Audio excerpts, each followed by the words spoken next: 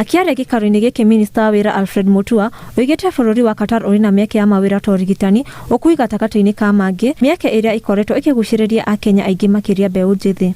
We signed a bilateral labor agreement in 2012 with Qatar, and we've had discussion on how to improve and encourage this. We've had a very, very good meeting, and we have talked essentially about Qatar is now moving towards completion of its 2030 vision, and they are looking for high-skilled labor in transport, in ICT, in health. Nginyagia rĩu Akenya 607 nĩo marĩ bũrũri-inĩ wa Qatar kĩwĩra, thirikari ĩgĩtanya mũigana ũyũ nĩ ũgũkinya andũ 200,000. We are very pleased that the state of Qatar has very ethical standards and very international standards when it comes to labor.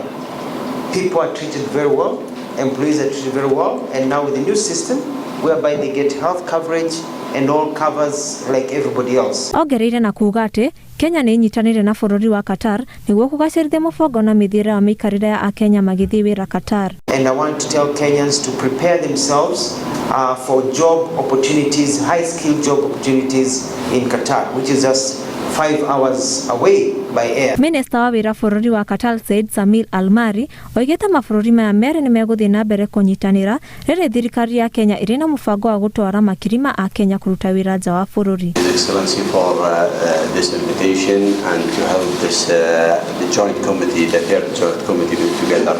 As you know, there are agreement between Qatar and